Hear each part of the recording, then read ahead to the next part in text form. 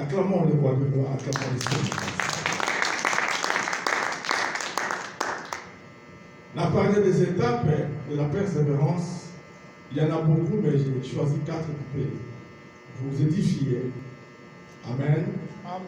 Première étape, avoir le regard fixé vers lui. Deuxième étape, s'opposer à toutes les influences négatives et décourageantes. Amen. Avoir le regard fixé vers le but. Le but, c'est la couronne, la vie éternelle, le paradis, le royaume de Dieu. Voilà pourquoi l'apôtre Paul dit: je cours vers le but pour remporter le prix de la vocation céleste de Dieu en Jésus-Christ. Le prix de la vocation céleste. Cet appel que j'ai reçu du Seigneur a un prix fixé. Amen. C'est le royaume de Dieu. Deuxième étape, s'opposer à toutes les influences négatives et décourageantes. Sachez bien qu'en persévérant dans la marche chrétienne, il y aura aussi des combats, car le diable ne te laissera pas tranquille. Il va tout faire pour vous influencer à abandonner. Ici, on a relevé deux formes des influences. Les influences qui viennent de l'extérieur et les influences qui viennent de l'intérieur de l'Église. Et je l'ai dit, de deux influences, la plus dangereuse, c'est celle qui vient de l'Église. Celle qui vient de l'Église. C'est celle-là qui est la plus dangereuse. Pourquoi? Car vous avez confiance en la personne comme étant un enfant de Dieu. Mais en réalité, il ne l'est pas. Vous avez confiance en cet homme comme étant un serviteur de Dieu, une servante du Seigneur. Mais en réalité, il ne l'est pas. C'est un agent du diable. Il est là pour combattre l'œuvre de Dieu, pour combattre le véritable enfant de Dieu. Amen. Troisième étape, s'associer à des chrétiens qui sont véritablement engagés dans le Seigneur. Vous devez vous associer à des chrétiens véritablement engagés dans le Seigneur. Je dis véritablement engagés dans le Seigneur. Amen. C'est vraiment important car ils vont vous encourager à persévérer dans la voie chrétienne, dans la marche chrétienne. Vous devez vous engager à ces chrétiens-là qui sont vraiment véritablement engagés dans le Seigneur. Amen. Et quatrième étape, tenir bon au-delà des échecs. Il peut y arriver que vous connaissez aussi des échecs, c'est-à-dire peut-être tomber, peut-être relever, mais ne vous limitez pas seulement là. S'il arrive que vous encaissez les coups du diable, relève-toi, relève-toi. Je l'ai dit le dimanche passé, je ne te pousse pas les péchés pour revenir, confesser, pécher, revenir. Non. Celui qui est né de Dieu, je l'ai dit le dimanche passé, ne pêche pas. Ne pêche pas. Car il est né de Dieu, d'eau et d'esprit. Amen. C'est-à-dire, mais il peut y arriver en tant qu'être humain de tomber. Mais celui qui est né de Dieu ne pratique point le péché, qu'il ne vit plus dans le péché. Amen. Mais il peut y arriver, insulter, être en colère. Relève-toi. Tenir bon au-delà des échecs. Même si j'encaisse les coups du diable, mais je suis toujours là. Je vais me relever et continuer la marche, continuer le chemin, continuer à persévérer. Amen. Ce sont les étapes. Deuxième sous-thème, la foi dans la persévérance. Nous avons commencé déjà le dimanche passé à aborder. Le dimanche passé, j'ai dit, nous ne pouvons séparer la foi de la persévérance ou la persévérance de la foi. Ces deux choses marchent de pair, marchent ensemble. Je ne peux pas parler de la persévérance sans pour autant toucher à la foi. Quand je parle de la persévérance, il doit aussi toucher à la foi, car ça marche de pair. Ces deux choses sont indissociables. Vous ne pouvez les séparer. Amen. Hébreux chapitre 6, versets 11 à 12. C'est la première lecture. Je vais vous demander de vous aider pour honorer la parole de Dieu, de ton Créateur, de celui qui nous a racheté un grand prix.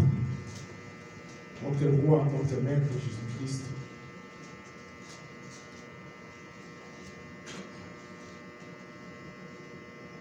Hébreux chapitre 6.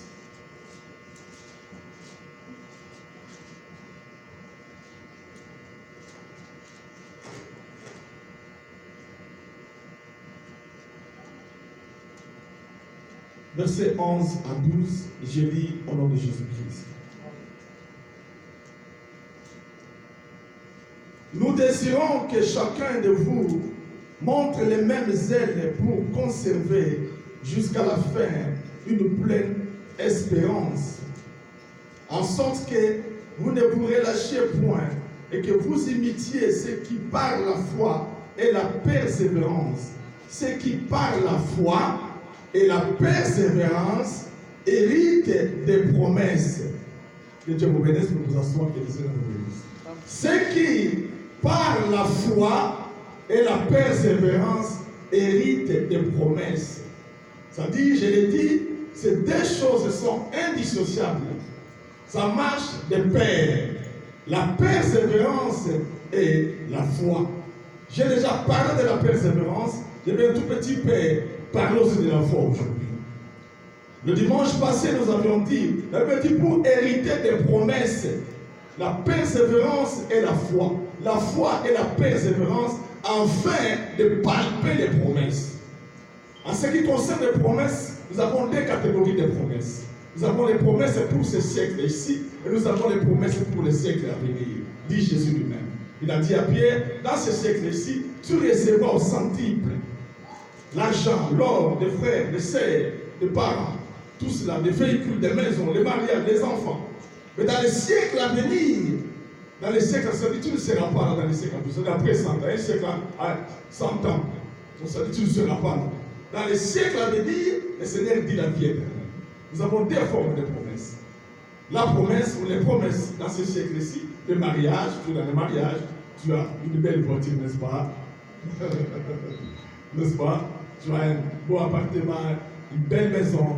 Donc c'est ça. Tu as des amis, des frères dans le Seigneur. Vous avez aussi votre pasteur, moi aussi j'ai toi. Donc c'est ça, dans ce siècle-ci. Mais dans les siècles à venir, la vie éternelle. Amen. Dans les siècles à venir, tu ne seras pas là. Plus de 100 ans déjà. Peut-être que tu vas faire 104 ans, 110 ans, comme moi. Père Abraham. Amen. Que Dieu vous bénisse. Dans les siècles à venir, la vie éternelle. Pour hériter les promesses. La foi et la persévérance. Et le dimanche passé, j'ai dit, d'où vient la foi? On a dit le dimanche passé, Hébreux chapitre 12, verset 1, on lira plus tard.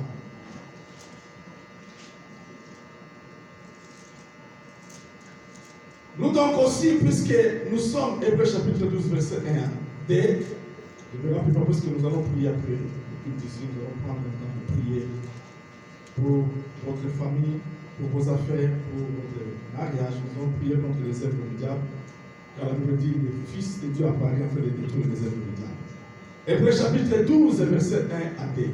Nous donc aussi, puisque nous sommes environnés d'une si grande nuée de témoins, rejetons tout fardeau et les péchés qui nous enveloppent si facilement et courons avec persévérance dans la carrière qui nous est ouverte, ayant le regard fixé sur Jésus qui suscite la foi.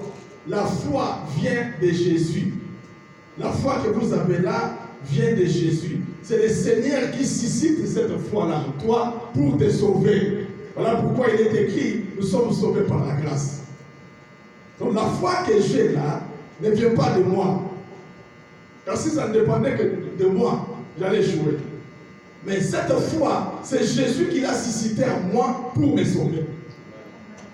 Il a suscité la foi afin que je puisse croire en lui. Lui le sauveur et pour me sauver. Alléluia. C'est de Jésus que provient la foi.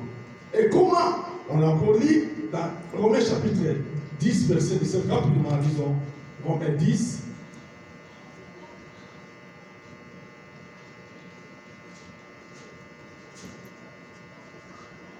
Romains chapitre 10,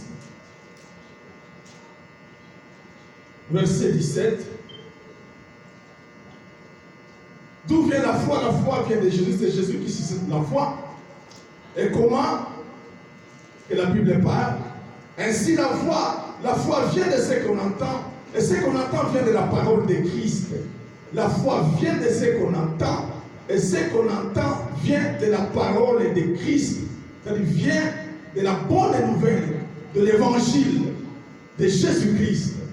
Et pour que cet évangile soit annoncé, le Seigneur, comme nous l'avions dit dans Éphésiens chapitre 4, versets 4 à 11, le Seigneur en montant, il a fait des captifs. Jésus a ses captifs. Il a établi les autres comme prophètes, comme apôtres, comme évangélistes, comme pasteurs, comme docteurs, les 5 ministères de l'autorité. Et qu'au travers de ces ministères, que la parole de Christ soit annoncée. Que l'évangile soit annoncé, que la bonne nouvelle soit annoncée. Et qu'au travers de l'évangile, de la bonne nouvelle, que les captifs du Seigneur vont annoncer et que le Seigneur passe par là pour créer la foi en toi afin de te sauver. Alléluia. Afin de te sauver. Il a des captifs, selon Éphésiens chapitre 4, verset 4 à 11. Il a établi les autres comme prophètes. Il a établi les autres comme évangélistes. Il a établi les autres comme pasteurs, comme docteurs, pour annoncer la bonne nouvelle du royaume, pour annoncer l'évangile de Christ, afin que les âmes soient sauvées et que le Seigneur suscite la foi en nous. Je suis devenu chrétien, puisque un jour j'ai été prêché. On m'a prêché un jour, on m'a parlé de Jésus un jour. Je ne suis pas devenu de moi-même, puisqu'un jour j'ai entendu parler de Jésus. Et le Seigneur m'a touché. Il a suscité la foi en moi. Depuis ce jour-là, jusqu'à aujourd'hui, j'ai continué à servir. Depuis ce jour-là, jusqu'à aujourd'hui, tu es toujours chrétien. Tu es toujours enfant. C'est la vie de Jésus. Acclame-moi le Seigneur.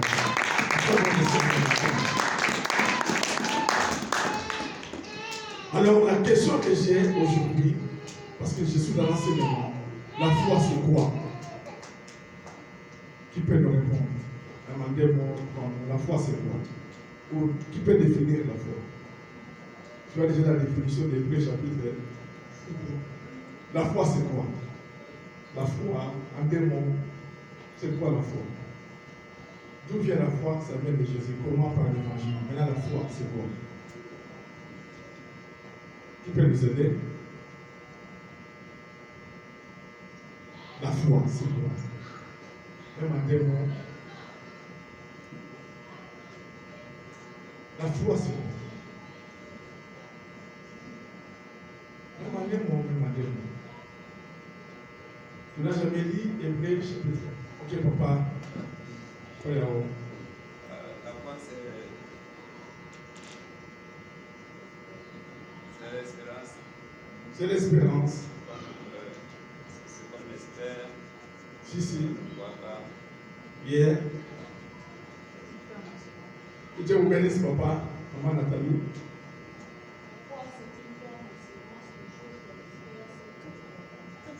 Une ferme assurance des choses qu'on espère. C'est que tu ne vois pas. C'est ça la foi. Amen. Qui peut encore ajouter? Être ferme, obéissant, insensible. Que Dieu te bénisse. Amen. Est-ce que nous pouvons acclamer Jésus de gloire de Dieu? Parce que prends Hébreux chapitre 11, verset 1. C'est là où l'apôtre nous a donné la définition de ce que c'est la foi. Hébreux chapitre 11, verset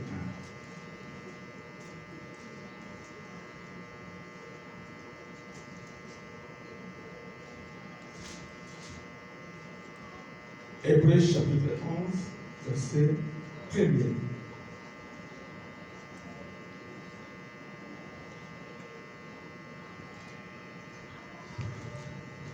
Hébreux chapitre 11, verset 1er. Je lis au nom de Jésus.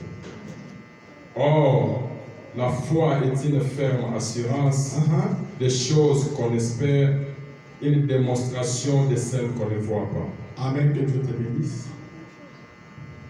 La foi est une ferme assurance des choses qu'on espère et une démonstration de celles qu'on ne voit pas.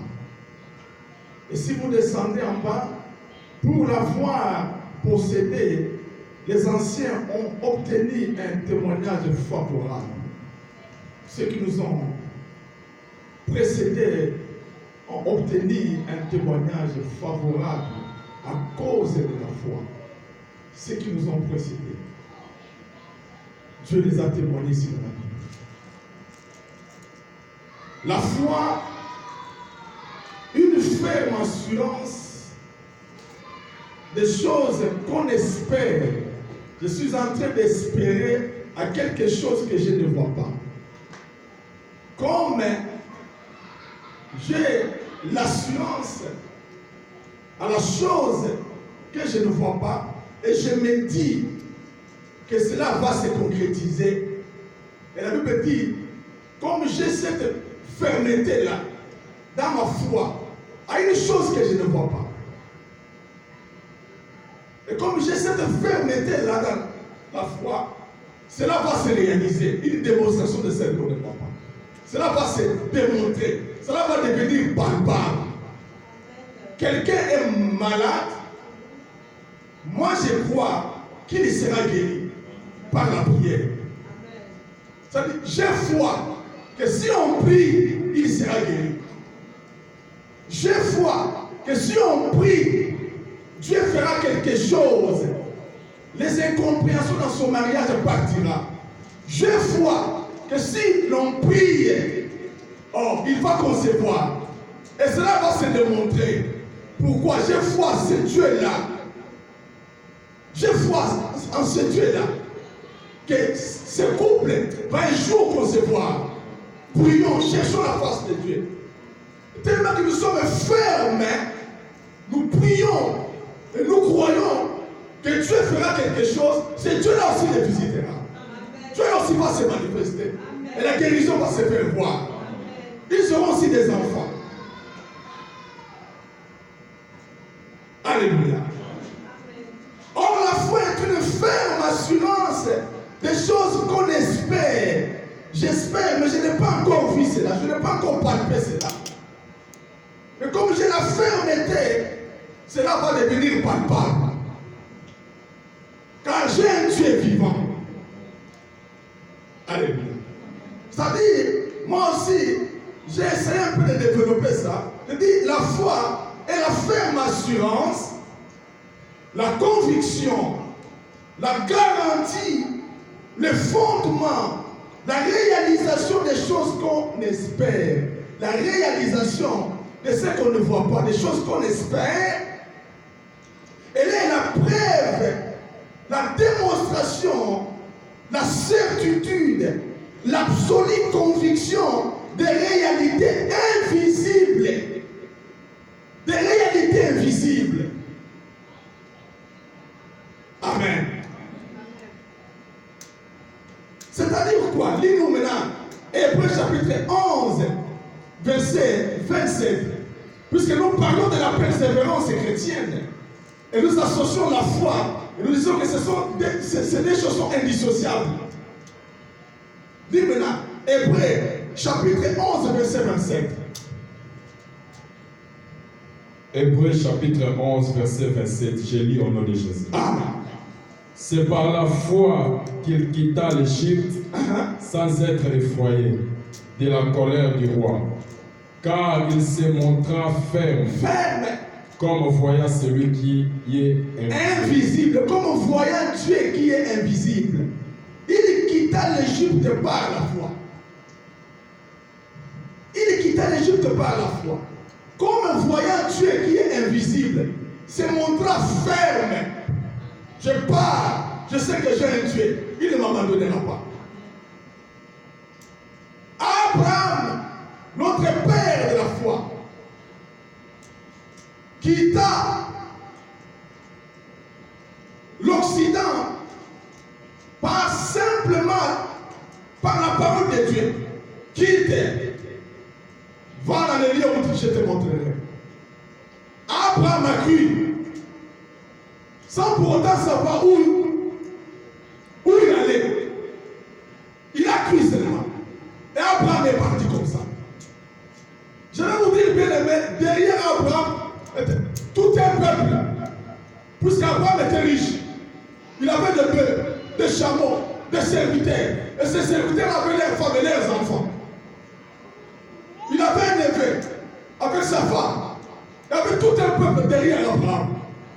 Et tous ces peuples-là ont cru, sans pour autant savoir où ils allaient. Va, quitte la maison de ton père. Et Abraham est parti comme ça. Il a cru. C'est-à-dire quoi? La foi est la faculté qui nous rend capables de voir ce qui est invisible. La foi, c'est la faculté, c'est-à-dire qu'on permet de voir ce qu'on ne voit pas, ce qui est invisible, ce que tu ne vois pas. Mais par la foi, je crois que cela va se réaliser. Et Dieu va se manifester. C'est ça la foi. De voir ce qui est invisible. C'est-à-dire, je foi en Dieu. Et je sais que le royaume de Dieu existe. Mais je n'ai jamais vu le royaume de Dieu. Je n'ai jamais vu Jésus comme ça. Mais je crois qu'il est vivant, qu'il est le roi des rois, qu'il est le Seigneur des seigneurs. Je crois qu'un jour, il reviendra me prendre, car il est allé me préparer la place. Je crois, c'est comme ça. C'est quelque chose de folie. Voilà pourquoi l'apôtre dit, les païens ne peuvent pas recevoir cet évangile. C'est comme de la folie pour eux. Car nous croyons des choses invisibles. Nous croyons un monde invisible.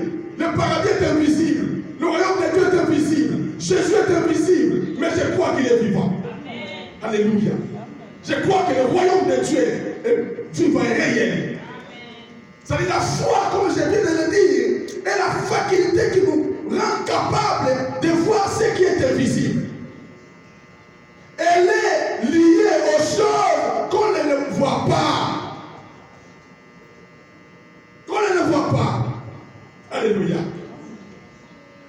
Si nous voulons tenir bon dans la persévérance chrétienne, le royaume de Dieu, la couronne, doit être pour nous plus réel que ce monde terrestre. Je vous dis vrai, si tu veux tenir bon dans la persévérance chrétienne, dans la marche chrétienne, si tu veux persévérer, si tu veux être ferme, si tu veux en tirer, car c'est ça la persévérance. Bien aimé, le royaume de Dieu, la couronne qui t'attend vers le but, doit être réelle que ce monde terrestre. Il faut arriver à ce niveau-là. Sans cela, c'est pratiquement impossible. C'est ça la foi. C'est-à-dire pour moi, pasteur Jean-Paul, le paradis et la couronne qui m'attendent sont plus réels que la terre. Sont plus réels que la terre, sont plus réels que ce que je vois. Car mes regards sont fixés vers la but, vers le but. Je regarde là-bas. Je ne vois pas ce qui est devant moi. Car tout passera. Le royaume de Dieu, la couronne doit être plus réelle que la terre. C'est ça la foi. Voilà pourquoi nous persévérons. Sans cela, c'est pratiquement impossible. C'est pratiquement impossible. Pratiquement impossible. Lisons 2 Corinthiens chapitre 9.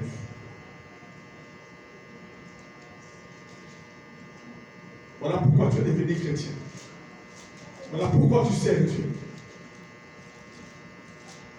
Le paradis doit être plus réel que la terre. La couronne qui t'attend doit être plus réelle que ta voiture là. Que votre belle maison là.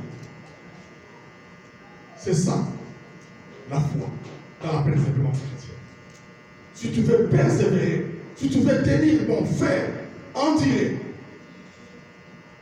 le royaume de Dieu doit devenir plus réel que la terre. La couronne qui t'attend doit devenir plus réelle que la terre. Sans cela, c'est pratiquement impossible. Vous devez arriver à ce niveau-là. Vous devez arriver à ce niveau-là. Peut-être ça paraît difficile, ça paraît fou, mais je vous dis, vous devez arriver à ce niveau-là, comme étant chrétien. Le monde invisible de Dieu doit devenir réel pour toi. Qui est plus que la terre. Sans cela, c'est pratiquement impossible. Lis, papa. 2 Corinthiens chapitre 4, verset 17 à 18.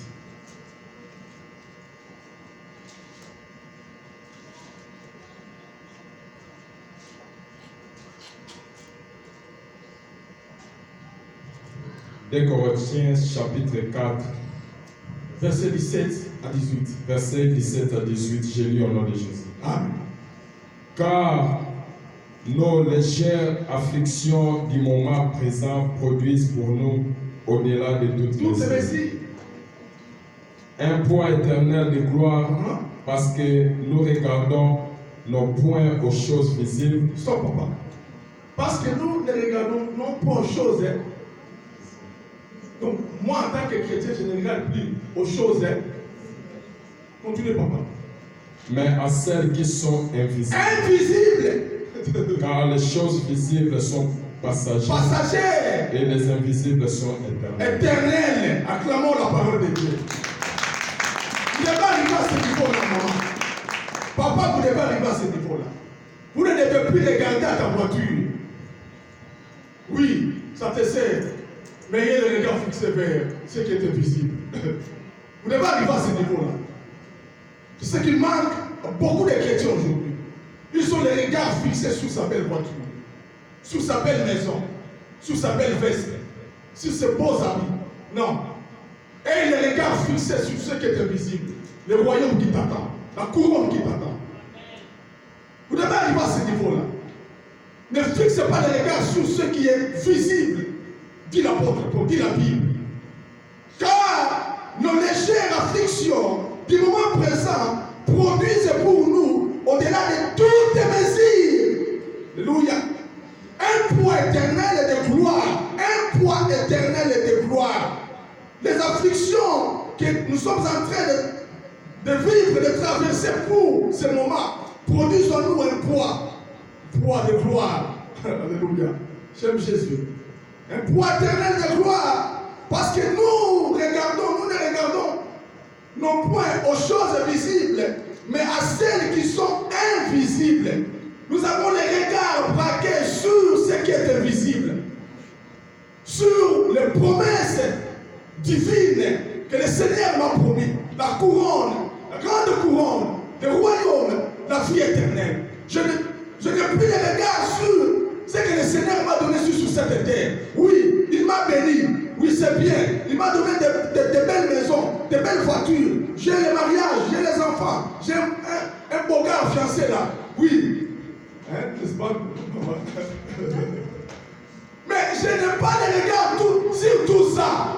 Vous devez arriver à ce niveau-là. Oui, c'est bien, le Seigneur l'a fait. Il a fait la porte devant toi, les États-Unis. Je n'ai pas les regards sur les États-Unis, mais je les regarde sur ce qui est invisible, qui m'attend, le royaume de Dieu, la grande couronne, la vie éternelle. Vous devez arriver à ce niveau-là. Tout ce que vous voyez, voilà la Bible dit que les collègues sont passagers.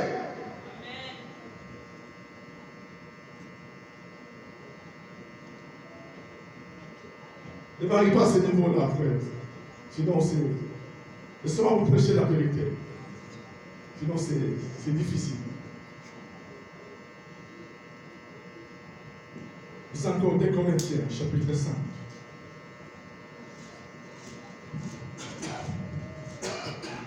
C'est ça la foi.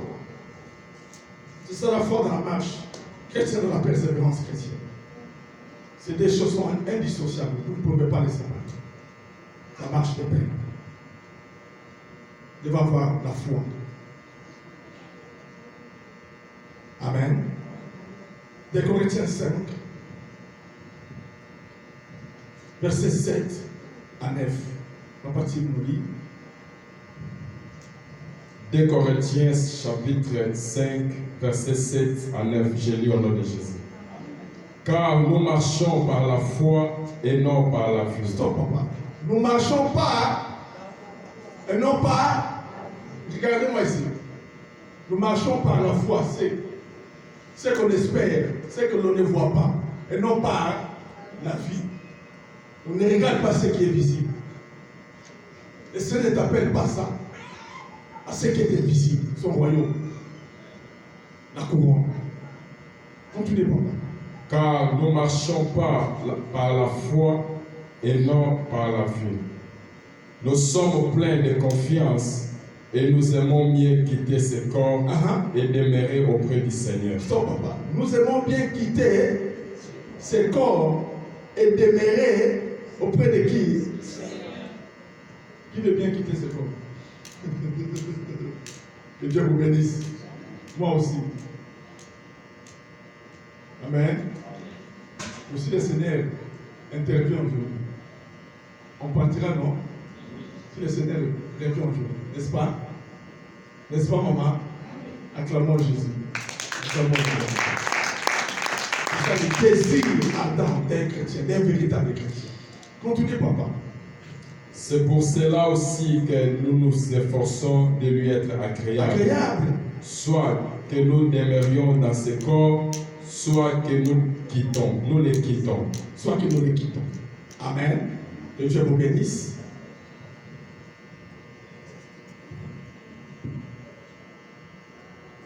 Voilà pourquoi le Seigneur dit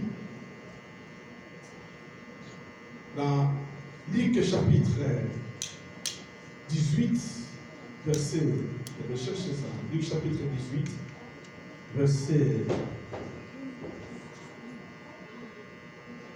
8, le Seigneur dit ceci. Bon, je prends son deuxième paragraphe. Mais quand le Fils de l'homme viendra, trouvera-t-il la foi sur la terre?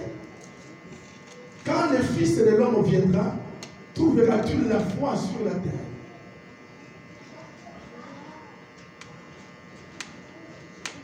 Trouvera-t-il la foi sur la terre? La foi est très très importante dans la marche chrétienne. Amen. J'ai une petite question pour vous. Je suis dans l'enseignement. Ce n'est pas une prédication. Pourquoi la foi est si importante dans la persévérance chrétienne? Pourquoi la foi est importante dans la persévérance chrétienne? Qui peut nous répondre? Pourquoi la foi est importante?